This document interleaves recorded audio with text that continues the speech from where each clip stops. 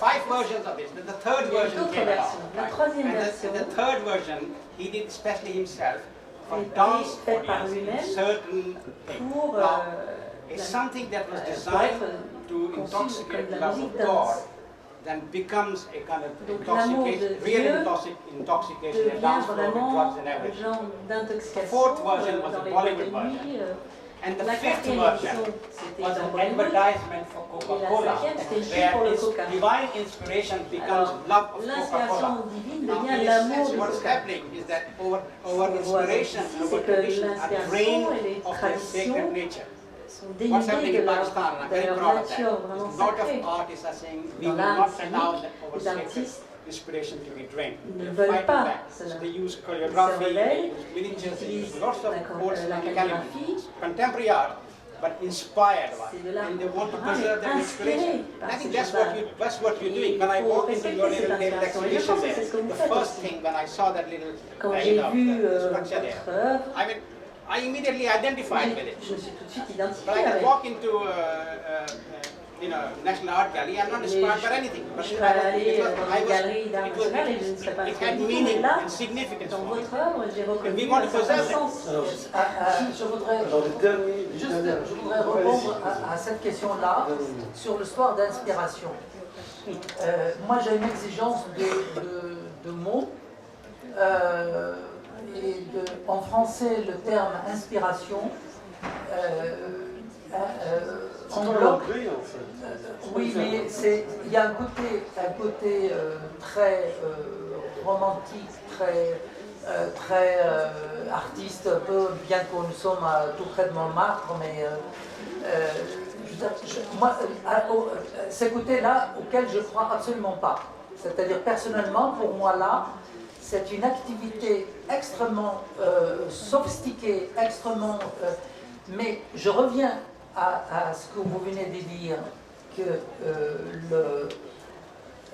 quand on travaille et on est extrêmement exigeant avec soi-même, on retrouve de base, on retrouve des structures qui appartiennent à moi, qui appartiennent à des gens qui me ressemblent.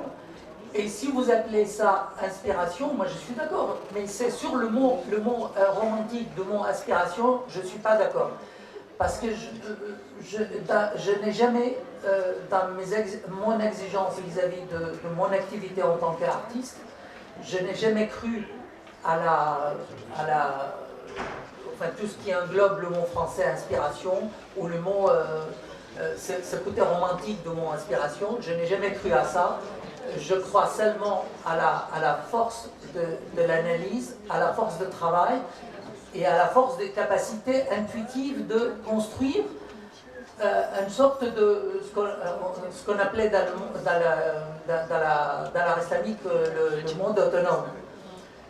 Voilà, mais c'est une question de vocabulaire. Mais je suis totalement d'accord avec vous qu'il y a une particularité qui peut être... qui est une...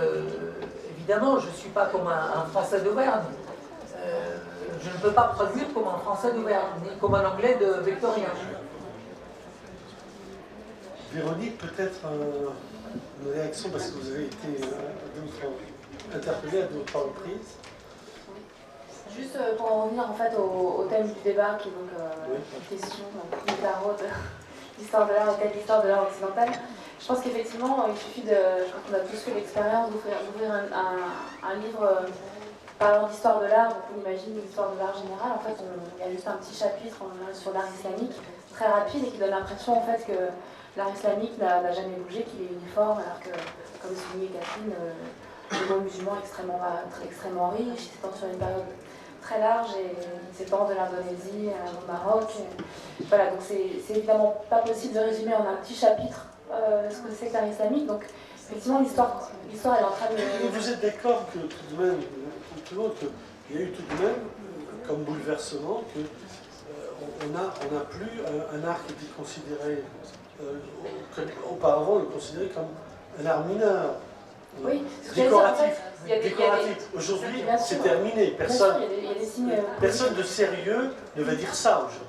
c'est fini, je pense. Et on qualifie toujours encore beaucoup d'art ornemental, c'est quand même un qualificatif qui subsiste, mais en tout cas, il y a plein de projets en ce moment, il y a un intérêt, et je pense qu'effectivement, dans cet intérêt croissant pour les artistes d'origine, de confession ou de culture musulmane, il y a des choses intéressantes, il y a des choses qui sont encore de l'ordre de l'orientalisme. L'orientalisme, qu'est-ce que c'est aujourd'hui? C'est encore de faire ces amalgames. Je pense par exemple à une exposition récente à Londres organisée par Saatchi, Unveiled. Il y avait des choses intéressantes, mais le fait que le sous-titre de l'exposition était Artists from Middle East, le fait qu'il y ait un artiste comme Kader Attia qui est né en France et qui est d'origine algérienne, m'interroge un peu sur ce qu'on peut appeler les artistes du Moyen-Orient. Mais bon, il y a des initiatives comme ça, et en même temps, il y en a d'autres. Il y a le département des arts de l'islam. Dire un mot, parce que peut-être que personne dans l'audience n'a lu là-dessus.